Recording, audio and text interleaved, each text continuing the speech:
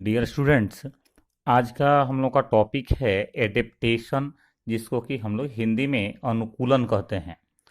आपको समझना है कि ये एडेप्टेशन या अनुकूलन होता क्या है। तो ऐसे समझो कि ये इन्वायरमेंट में, वातावरण में परिवर्तन के कारण जीवों के बॉडी या शरीर में होने वाला परिवर्तन है। आपको पता ही है कि इन्वायरमेंट जो है, वातावरण जो है, वह स्थिर नहीं है, नहीं वह स्टेबल नहीं है। वो कैसा है? तो वह चेंजिंग है, वह बदलते रहता है। ठीक है। अब इस चेंजिंग एटमॉस्फेयर में, इस बदलते हुए वातावरण में खुद को जीवित रखने के लिए ऑर्गेनिज्म, जीव अपने बॉडी के अंदर क्या करते हैं? चेंज लाते रहते हैं या बदलाव लाते हैं। जिस बदलाव को, जिस चेंज को हम लोग एडेप्टेशन कहते हैं। एक बार फिर से समझा जाए, एडेप्टेशन क्या है, अनुकूलन क्या है। तो वातावरण में, इन्वायरमेंट में चेंज के कारण जीवों के बॉडी में होने वाले चेंज को, बदलाव को एडेप्टेशन या अनुकूलन कहा जाता है। ये समझ में आया? तो एडेप्टेशन का कारण क्या हुआ? इन्वायरमेंटल चेंजेस, वातावरणीय परिवर्तन। अब एडेप्टेशन में जो ऑर्गेनिज्म या जीव हैं, उनके बॉडी में किस प्रकार के, किस टाइप के चेंज होते हैं। तो आप बताएंगे कि ऑर्गेनिज्म या जीवों में फिजियोलॉजिकल चेंजेज होते हैं, उनके जैविक क्रियाओं, बायोलॉजिकल प्रोसेस में परिवर्तन या चेंज होते हैं। साथ ही साथ ऑर्गेनिज्म के, जीवों के व्यवहार में भी चेंज या परिवर्तन होता है। तो दोनों ही स्तर पर चेंज होते हैं, फिजियोलॉजिकल भी और बिहेवियरल भी। ठीक है। अब समझिए आप कि ये जो इन्वायरमेंट में होने वाला चेंज है, वातावरण में होने वाला जो परिवर्तन है, ये दो प्रकार का होता है। एक को आप बोलेंगे शॉर्ट टर्म इन्वायरमेंटल चेंज, मतलब कि कम समय के लिए अल्पकालीन वातावरणीय परिवर्तन। जैसे मौसम परिवर्तन होता है, नहीं, जैसे मान लो कि आप जो है, आप प्लेन एरिया से, सतही ऐसे समझो कि मैदानी क्षेत्रों से अगर ऊंचे पर्वतों पर जाते हैं घूमने के लिए कुछ समय के लिए, तो वहां पे क्या है, आपको ऑक्सीजन थोड़ा कम मिलता है, आपको वहां तापमान कम मिलता है। तो यह एक तरह का आपके लिए इन्वायरमेंटल चेंज है, जो कैसा है, शॉर्ट टर्म है, क्योंकि कुछ समय के बाद फिर से आप पुराने वातावरण में, पुराने इन्वायरमेंट में लौट आएंगे। तो शॉर्ट टर्म इन्वायरमेंटल चेंजेस भी होते हैं, और साथ साथ लॉन्ग टर्म इन्वायरमेंटल चेंजेस भी होते हैं। जैसे कोई इंडिविजुअल, कोई व्यक्ति, नहीं, वो क्या हुआ, मान लो कि वो मैदानी क्षेत्रों से, प्लेन एरिया से सीधे क्या हुआ, जाकर के हिली रीजन में, पर्वतीय क्षेत्रों में बस गया। तो उसकी कई पीढ़ियां वहीं क्या हो रही हैं, विकसित हो रही हैं। तो वो, उसमें जो चेंज होगा वो कैसा होगा, तो वो लॉन्ग टर्म इन्वायरमेंटल चेंज के जैसा होगा, मतलब दीर्घकालीन वातावरणीय परिवर्तन होगा। ठीक ऐसे ही हमारे यहां कहीं भी पूरे पृथ्वी पर आजकल हम लोग ग्लोबल वार्मिंग की बात कर रहे हैं, क्लाइमेट चेंज की बात कर रहे हैं, क्लाइमेट चेंज या जलवायु परिवर्तन की बात कर रहे हैं। तो जलवायु परिवर्तन के कारण क्या हो रहा है, इन्वायरमेंटल चेंज हो रहा है। ये इन्वायरमेंटल चेंज कैसा है, ये लॉन्ग टर्म इन्वायरमेंटल चेंज है, या दीर्घकालीन वातावरणीय परिवर्तन है। तो हम ये बताना चाह रहे हैं आपको कि जो इन्वायरमेंट में चेंज है, ये टू टाइप्स का, शॉर्ट टर्म और लॉन्ग टर्म। अब शॉर्ट टर्म इन्वायरमेंटल चेंज, अल्पकालिक वातावरणीय परिवर्तन में जो जीवों के अंदर, जो जीवों के बॉडी में, ऑर्गेनिम्स बॉडी में जो एडेप्टेशन विकसित होता है, जो अनुकूलन विकसित होता है, उसको हम लोग शॉर्ट टर्म एडेप्टेशन कह देते हैं। किसको कह रहे हैं, शॉर्ट टर्म एडेप्टेशन। तो ऐसा एडेप्टेशन या अनुकूलन जो ऑर्गेनिज्म में शॉर्ट टर्म इन्वायरमेंटल चेंज के कारण डेवलप होता है। ठीक है। अब कहते हैं कि जब short term adaptation, short term environmental change के कारण डेवलप होता है, तो यह ऑर्गेनिज्म के, सिर्फ ऑर्गेनिज्म के बॉडी में कुछ टाइम के लिए ही होता है। जैसे ही पुराने इन्वायरमेंट में ऑर्गेनिज्म लौटता है, ये एडेप्टेशन अपने आप क्या हो जाते हैं, समाप्त हो जाते हैं। इसके चलते शॉर्ट टर्म एडेप्टेशन को हम लोग रिवर्सिबल एडेप्टेशन भी कर सकते हैं। मतलब क्या होने वाला, तो अपने जगह पे पुनः वापस आ जाने वाले गुण, नहीं, शॉर्ट टर्म एडेप्टेशन। यह सामान्य रूप से ऑर्गेनिज्म के जो एक्सटर्नल फीचर्स हैं, जो बाह्य गुण हैं, उनमें दिखाई देते हैं, इसलिए इसको हम लोग फेनोटाइपिक एडेप्टेशन भी कहते हैं। ठीक है ना। जैसे एग्जाम्पल लिया जाए इसका, थोड़ा और इससे समझा जाएगा, तो एल्टीट्यूड सिकनेस, एल्टीट्यूड सिकनेस एक प्रकार का शॉर्ट टर्म एडेप्टेशन है। अब ये एल्टीट्यूड सिकनेस है क्या? सिकनेस का मतलब तो बीमारी आप समझते हैं, एल्टीट्यूड का मतलब होता है हाइट, ऊंचाई, नहीं तो ऊंचाई से संबंधित जो रोग है, जो बीमारियां हो जाती हैं, उसको हम लोग एल्टीट्यूड सिकनेस कहते हैं। अब जरा समझ के देखो, मान लो एक एग्जाम्पल समझते हम लोग। ये मान लो कि मैदानी क्षेत्र है, प्लेन एरिया है। अब यहां का कोई इंडिविजुअल अगर कुछ समय के लिए पहाड़ी क्षेत्र में, पहाड़ हो गया, हिली रीजन हो गया, यहां पर आता है, तो आप तो पढ़े हैं पहले से कि ऊंचाई बढ़ने के साथ, हाइट बढ़ने के साथ, इसको हम लोग एल्टीट्यूड कह रहे हैं, टेम्परेचर में कमी आती है, साथ साथ एयर प्रेशर में, एटमॉस्फेरिक प्रेशर में भी क्या आती है? कमी आती है, और एयर डेंसिटी भी क्या हो जाता है? घट जाता है, नहीं?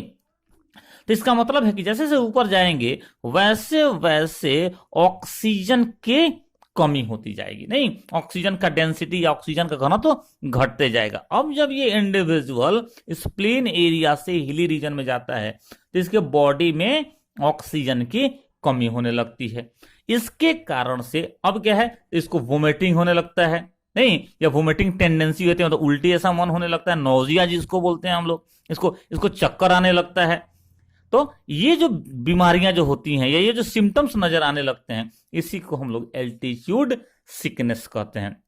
इसमें हार्ट रेट बढ़ जाता है, नहीं, हृदय की धड़कन जो है वो बढ़ जाती है, पल्पिटेशन बोलते हैं, ये भी होता है।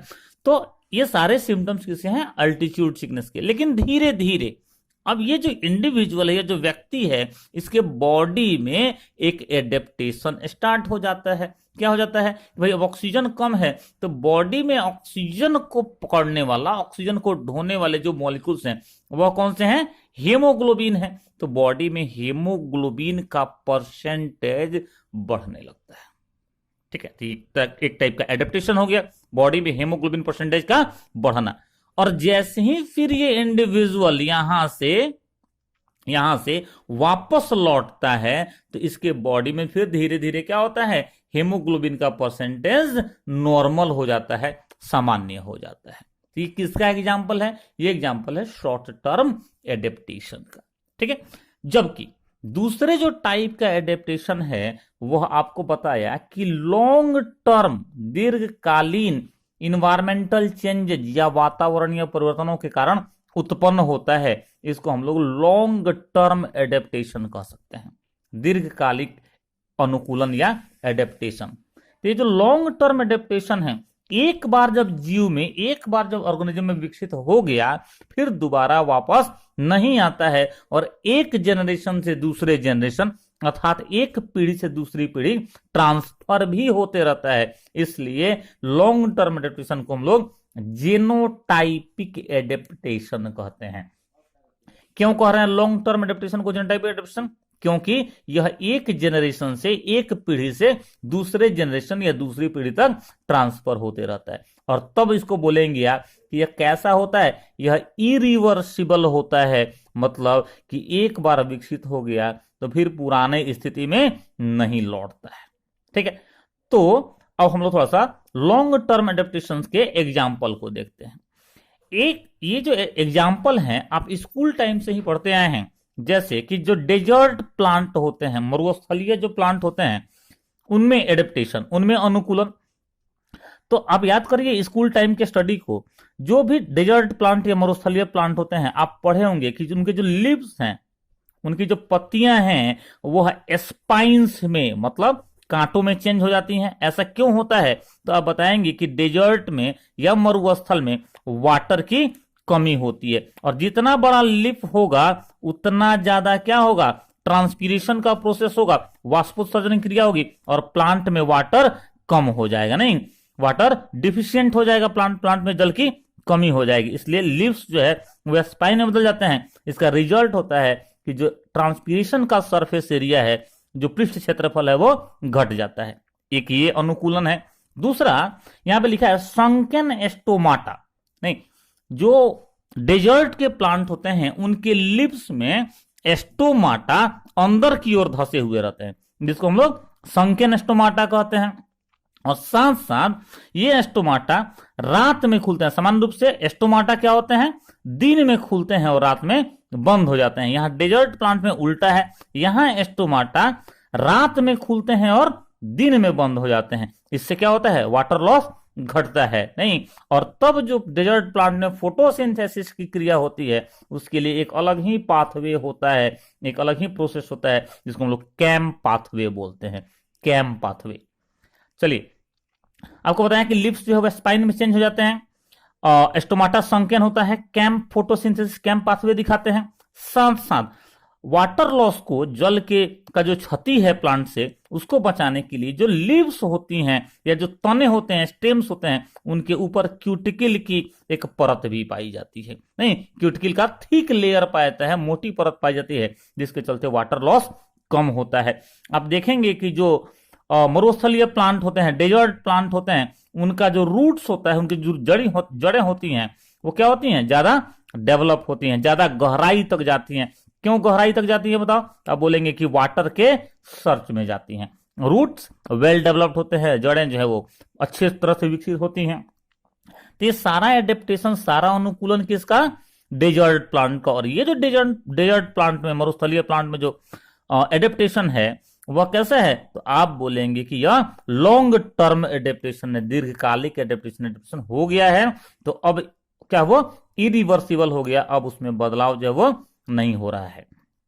नेक्स्ट एग्जांपल हम जैसे प्लांट में देखे, वैसे ही अगर एनिमल्स में देखा जाए या मैमल्स में देखा जाए, तो मैमल्स में भी कई सारे लॉन्ग टर्म एडेप्टेशन दिखते हैं। जैसे जो कोल्डर रीजन हैं, ठंडे क्षेत्र, ध्रुवीय क्षेत्र, पोलर रीजन, जो कोल्डर रीजन है, वहां पर के जो जंतु होते हैं, जो मैमल्स होते हैं, आप देखेंगे कि उनके कान, उनके ईयर्स जो हैं वो छोटे छोटे होते हैं। एक बात क्या बोला हूं, उनके ईयर्स छोटे होते हैं, साथ साथ उनके लिम्ब, मतलब उनके हाथ पैर, वो भी क्या होते हैं, उनके लिम्ब भी छोटे होते हैं। तो ईयर छोटा हो गया, लिम्ब छोटा हो गया, मतलब हाथ पैर छोटा हो गया। ये किस लिए होता है, ताकि सरफेस एरिया कम रहे। जितना कम सरफेस एरिया रहेगा उतना ही कम हीट लॉस होगा, मतलब शरीर से जो ऊष्मा है उतनी ही कम नष्ट होगी। ठीक है, इसको हम लोग एलेंस रूल भी कहते हैं। कोल्डर रीजन में ऑर्गेनिजम्स के ईयर्स का, कान का छोटा होना और उनके लिम्स का छोटा होना, क्यों, तो आप बोलेंगे हीट लॉस को बचाने के लिए क्या कहलाता है, एलेंस रूल कहलाता है। एलेंस रूल आप याद रखेंगे, एग्जाम में पूछा जाता है बार बार। इसके अलावा आप एक और एग्जाम्पल रखिए, कई सारे एक्वेटिक ऐसे एनिमल्स हैं, जलीय ऐसे जीव हैं। आप वेल की ही बात कर लीजिए, सबसे बड़ा ऑर्गेनिज्म है ये अर्थ पर, पृथ्वी पर, नहीं। तो जितने भी एक्वेटिक एनिमल्स हैं, अधिकांश में आप देखेंगे कि अगर मान लो हम लोग एक स्ट्रक्चर बना दें, जैसे ऐसे मान लो स्ट्रक्चर बना दिया, तो अब जितने भी एक्वेटिक एनिमल्स हैं, इनके स्किन के नीचे फैट की मोटी परत, फैट की, लिपिड की या फैट बोलते हैं हम लोग, फैट की मोटी परत पाई जाती है, जिसको कि ब्लबर कहते हैं, जिसको हम लोग ब्लबर कहते हैं। और ये ब्लबर क्या करता है, तो वही काम करता है, ये क्या करता है, तो इंसुलेटर का काम करता है, मतलब हीट लॉस को क्या करता है, ये रोकता है। ऑर्गेनिज्म के या एनिमल के बॉडी से हीट को बाहर जाने से रोकता है। तो यह भी क्या है, एक लॉन्ग टर्म एडेप्टेशन है। तो आज के लेक्चर में हम लोग समझ रहे थे कि एडेप्टेशन है क्या, किस टाइप का होता है। आप लोगों को इस टॉपिक में एनसीईआरटी जरूर फॉलो करना चाहिए, जरूर एक बार पढ़ना चाहिए। इसमें और भी कुछ एग्जाम्पल्स हैं जो एग्जाम में आपसे पूछे जा सकते हैं। ठीक है, चलो, थैंक यू।